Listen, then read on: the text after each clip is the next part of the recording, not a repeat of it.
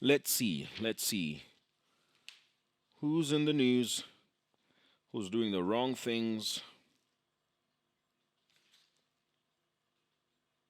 And who's stealing $5 million?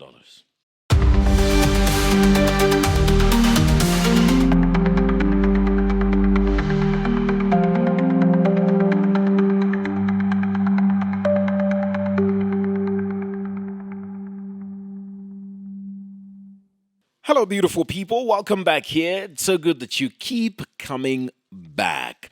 This is episode 4, and it's only been 1 week, so we are pretty steady. We're doing a pretty good job, and we'll be coming back every single day, Monday to Friday, giving you updates on what's going on in Zambia, but in podcast style. And there's some interesting comments that you've been passing, and we've been seeing them. We love the fact that this whole thing is building up. And you're interested in hearing what's going on in the country, just not in the traditional way. So that's pretty interesting. My name is Dingindaba Jonah Buyoya, and I'm excited to be here. A lot of interesting things. Guess who's back in the news? I think he's in the news every day. It's like he's in the news just the same amount of time he was in the news when he was president, but this time around, it's about whether or not he can be president again. We've heard this before, but we're going to hear it again, and it's the Constitutional Court setting a day for when former President Edgar Lungu's eligibility case is going to be heard. This is coming up in the news. We're also going to talk about 125 health facilities that are going to be constructed around the country at a cost of 427 mil United States dollars, by the way. We are also going to be talking about Cedric Kasanda. A lot of you know him as Shadrach Kasanda. He's accused of having stolen 5 million United States dollars from an Egyptian national. You remember the gold scandal? Yeah. We'll talk about that. And yeah, so let's start off. I think we start off from former President Edgar Lungu. The Constitutional Court has set the 26th of September 2024 as a date in which to hear a petition in which former President Edgar Lungu's eligibility to contest future elections is being challenged. The matter is expected to be heard by a full bench of Constitutional Court judges, and the lawyers that are representing the petitioner have confirmed the date, saying that after hearing the matter, the court is going to set a date for judgment. Let's take a look at this story. My colleague Darius Jonya has been following this story, and then we'll pass commentary after it. On September 26, 2024, a full bench of the Constitutional Court judges will sit to hear the eligibility case of former Republican President Edgar Lungu to contest the 2021 and future election. A single judge of the court has concluded hearing preliminary issues raised by the parties in the matter. The petitioner's lawyer, Michael Mono, says at the conclusion of the hearing of the main matter, the court will deliver judgment on whether the former president can contest the future election. You expect it, since all the preliminary issues have now been disposed of, the court will proceed to hear the petitioner's petition.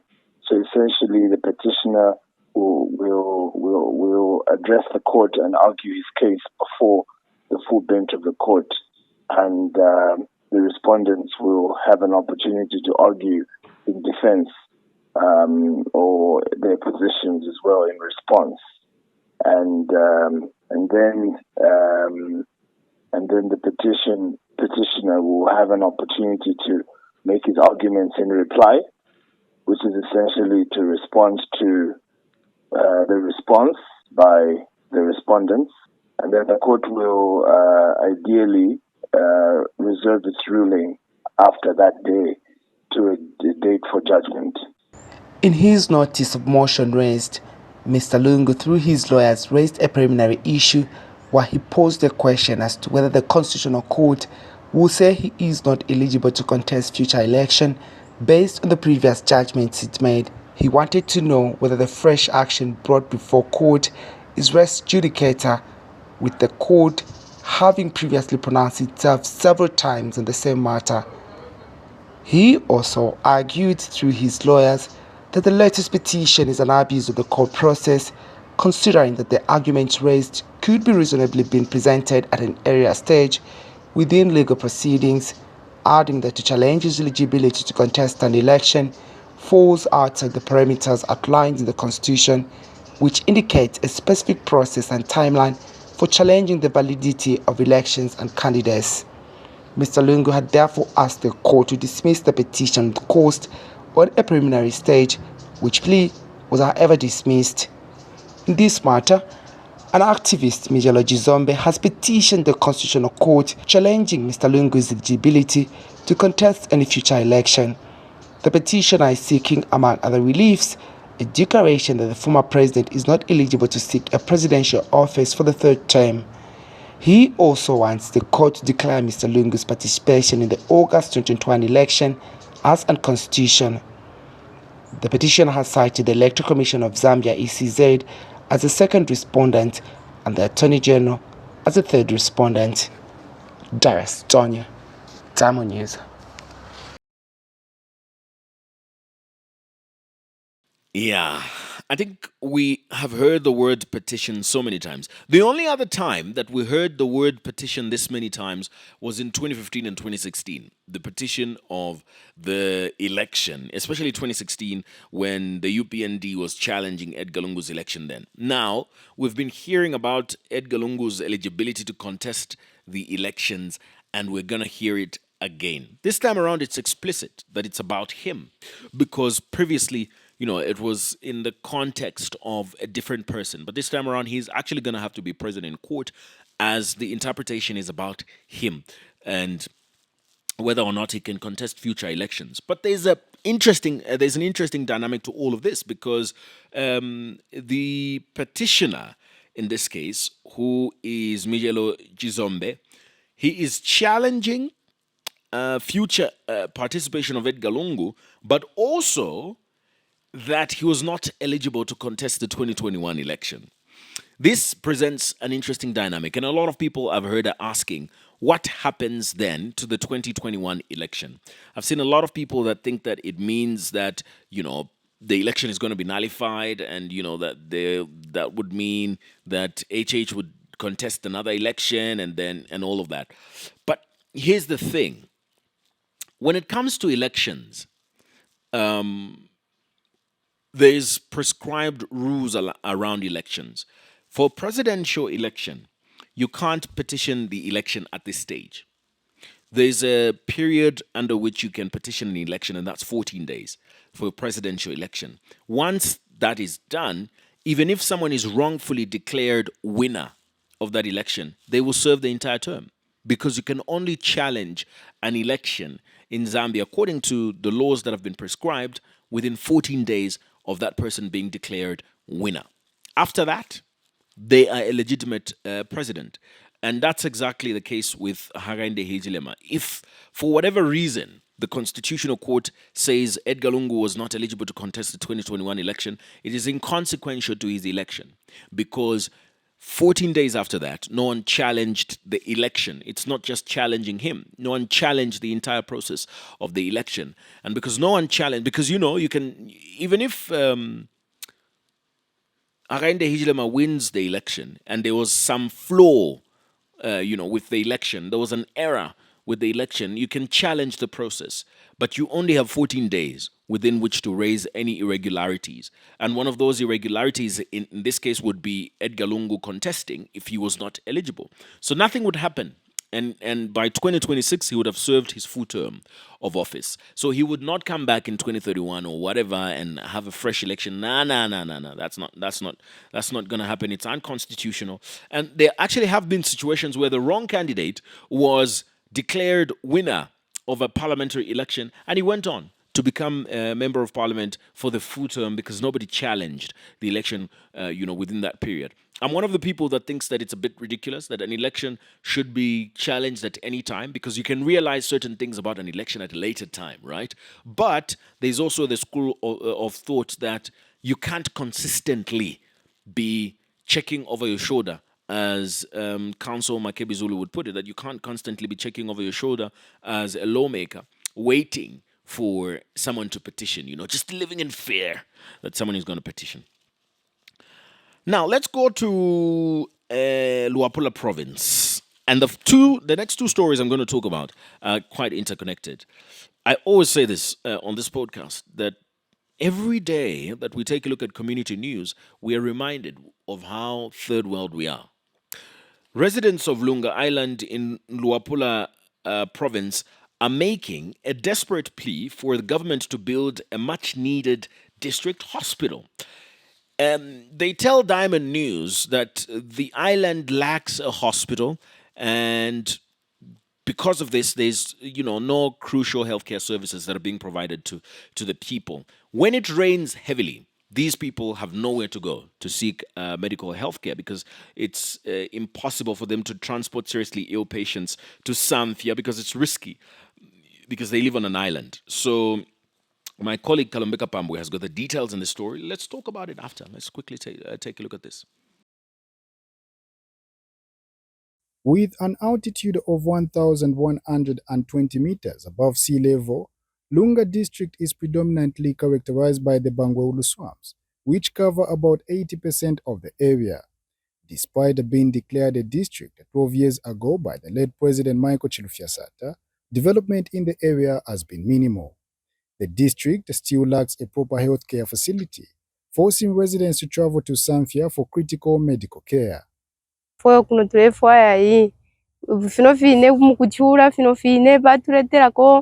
It is always challenging for some of us whenever we are referred to other districts because we have to incur extra costs.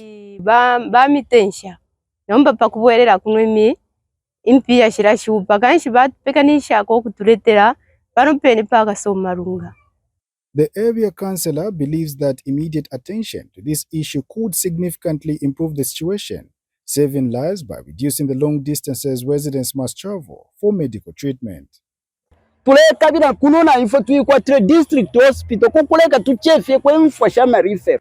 Most of the patients that are referred to Zambia die on the way. It is a long distance. If we were to have a hospital here, that will surely get to address this particular issue. Mr. Chandaka Totobwe has shared his thoughts on this pressing issue, highlighting the daily struggles faced by the community. Fast forward, what we need is central government must come in Lunga districts and give us the same facilities which are elsewhere. The CDF is a mitigation to ease the levels of poverty, but it is not a solution to the development of this district. Lunga is a unique district. It's the only district in Zambia which is 100% serviced by water transport. Hearing about the challenges in places like Lunga may seem like a distant story, but living among the people reveals the true extent of their difficulties. Kalombeka Pambwe, Diamond News. So why I think this is a reminder of how third world we are is that, this is a pretty popular place and we're talking about access to healthcare.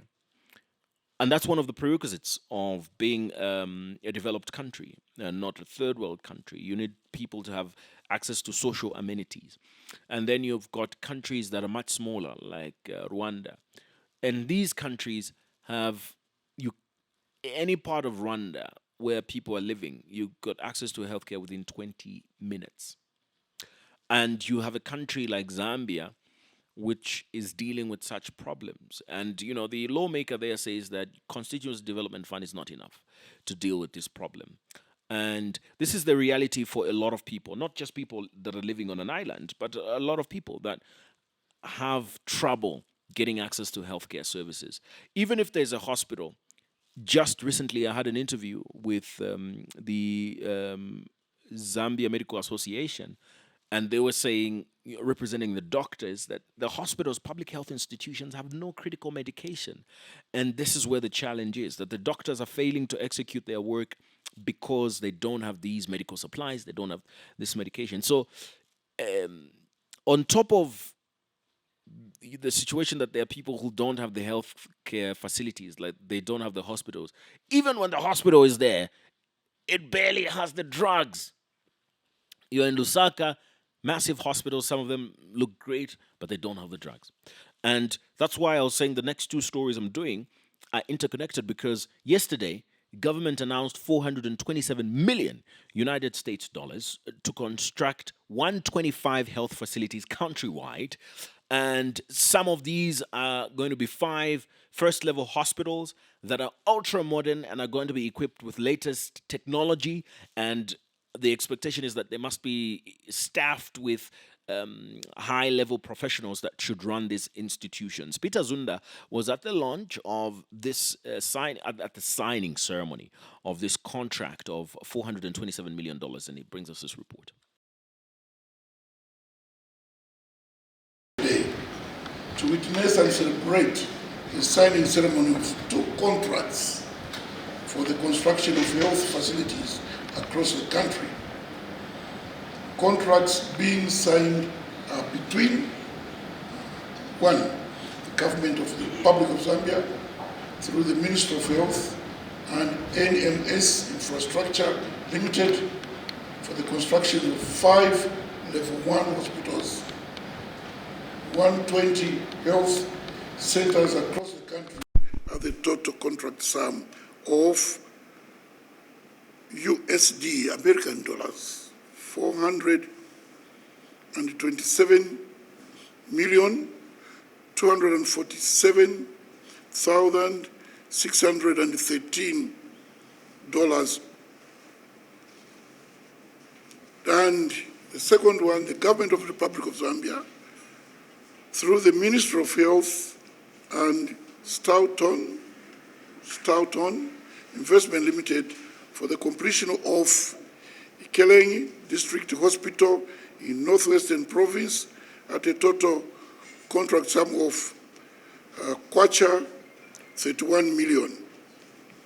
The expected completion period for the 5 level 1 hospitals and the 120 health centers is in 3 years' time by the year in 2027. The completion period for the construction of Ikeleng District Hospital is 10 months from the date of site handover.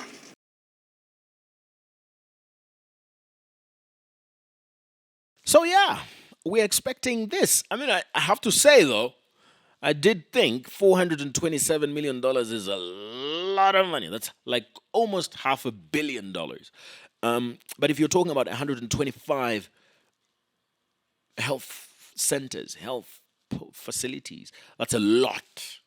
That's a lot. It's actually quite a lot, because I remember that the Patriotic Front was constructing, should have been around 2019, the Matero First Level Hospital, the Kanyama First Level Hospital. Each one of these was costing about 200 million kwacha. And so it's quite understandable. But also, I mean, I've also talked to people that have invested in medical care, and they do agree that medical care is actually very expensive. This equipment is incredibly expensive, because you talk about millions of dollars for pieces of equipment in these facilities, especially if they've got to be latest technology. Let's go to the courts. At the courts, the Lusaka High Court is giving a warning to the state that no further delays will be tolerated in the ongoing aggravated robbery case against businessman Cedric Kasanda. In this case, he's accused of facing 1 count of aggravated robbery, and this is against the laws of Zambia. Apparently, he stole $5 million from an Egyptian who was linked to the gold scandal at the Kenneth Kaunda International Airport last year. Best Jerry is just going to give us highlights of this story, and then we'll talk about it after. The Lusaka High Court has issued a stern warning to the prosecution, indicating it will not entertain any further delays in a matter businessman Cedric Kasanda is accused of stealing $5 million United States dollars from an Egyptian national. In this matter, the accused is facing 1 count of aggravated robbery contrary to Section 294, subsection 2 of the Penal Code, Chapter 87 of the laws of Zambia. It is alleged that the accused on August 13, 2023, jointly and whilst acting together with other unknown people, armed with a firearm, stole $5 million United States dollars from Michael Adele Michael Botros, an Egyptian national. At the time of the alleged theft, Mr. Kasanda, immediately after the act, threatened or used violence on Mr. Botros to prevent the victim from resisting the robbery. The court's decision comes amidst mounting concerns over the state's handling of witness testimonies and case management. When the matter came up before Judge Chilombo for trial, the latest session saw a series of procedural maneuvers and objections. Initially, the state requested a 30-minute stand-down to allow the defense to review a deposition and avoid ambushing them with surprise evidence. This request was granted by the court, with assurances from the state that the trial would proceed promptly after the brief pause. However, the state later revised its strategy, opting to dispense with one of the witnesses it had originally planned to call. Instead, the prosecution sought to recall William Mutesa, a chemist who had previously testified. The aim was to clarify aspects of mineral certificates related to the case. The defense strongly opposed this recall, arguing that it was an attempt to rectify shortcomings from the earlier cross-examination and lacked a solid basis. Defense counsel criticized the state's conduct, arguing that its application is inadequately supported and implied an attempt to cover for the absence of key witnesses. They called for the immediate closure of the case if the state failed to present the arresting officer and two Egyptian witnesses whose testimonies are crucial to the defense. The court's expectation is that the state will present the remaining witnesses and close its case without further delays. The court also addressed a separate bail application ruling against granting constitutional bail to Mr. Kasanda due to the absence of unreasonable delay in the prosecution process, as the matter was cause listed before court the past 47 days in June 2024. Trial continues on August 16th, 2024. Best Jerry, Diamond News.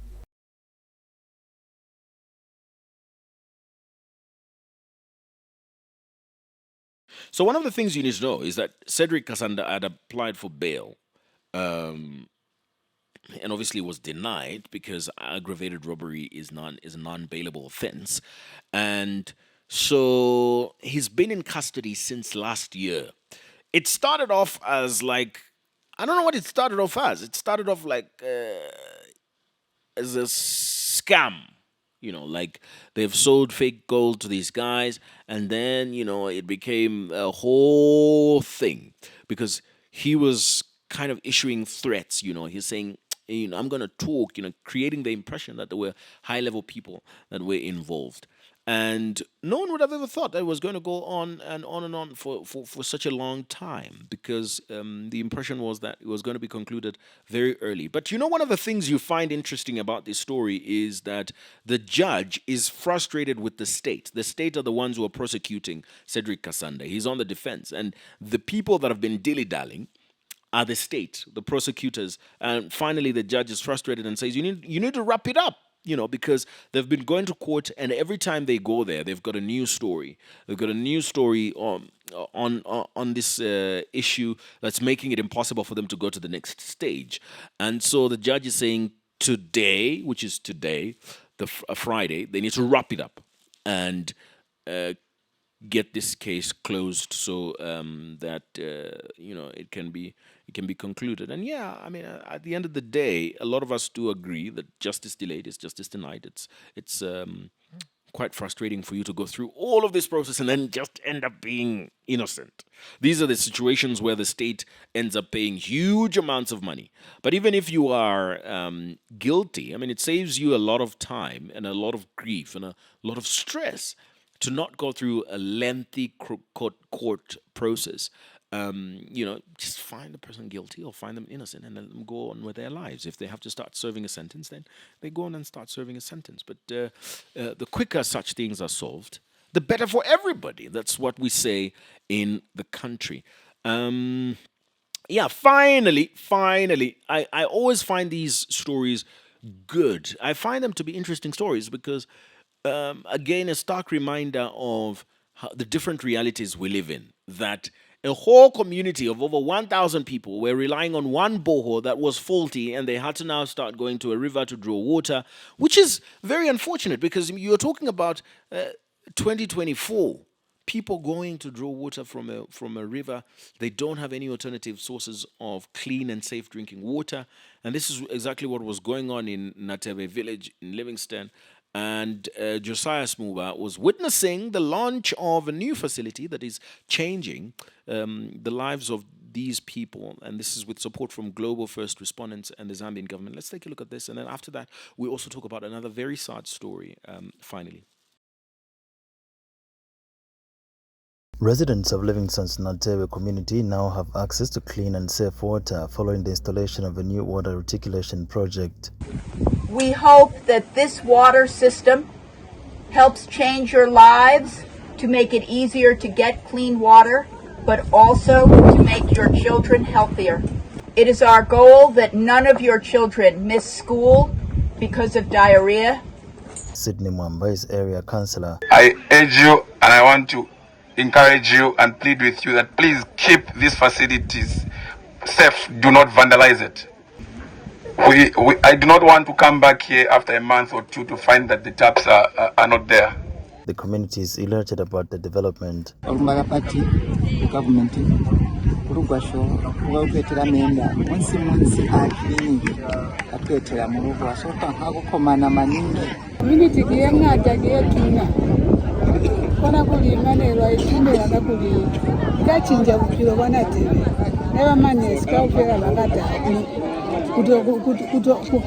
Gabriel Jasas Mova, Diamond News. So yesterday, over 200 families lost their homes and were left homeless in Nyimba in Monza district along Kafua River. They lived in a fishing camp, and one child actually died yesterday. Another one is critically ill at Monza General Hospital. Several other people are nursing serious injuries. Now, 200 families have lost their homes, have lost their property. And this is because of a fire that swept through the village, basically. And it was started by someone that was trying to smoke their fish, dry their fish using the smoking method, and, caught fire for the whole village. 200 families. Wengwa constituency member of parliament also, issued a statement talking about this. Very, very sad and very unfortunate. And you're thinking, what's going to happen to these families? Obviously, the disaster management and mitigation unit has to come in, but very, very sad, and the loss of life also. We are wishing sending our condolences to the family, but also wishing quick recovery to the people that are currently unwell because of this. Because just imagine, that's a whole village, 200 families losing their property.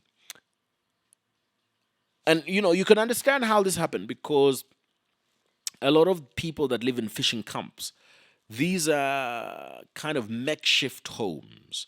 So they're kind of shelters, makeshift shelters. So you can understand why they find themselves, all of these catching fire, because there's a lot of plastic that's used.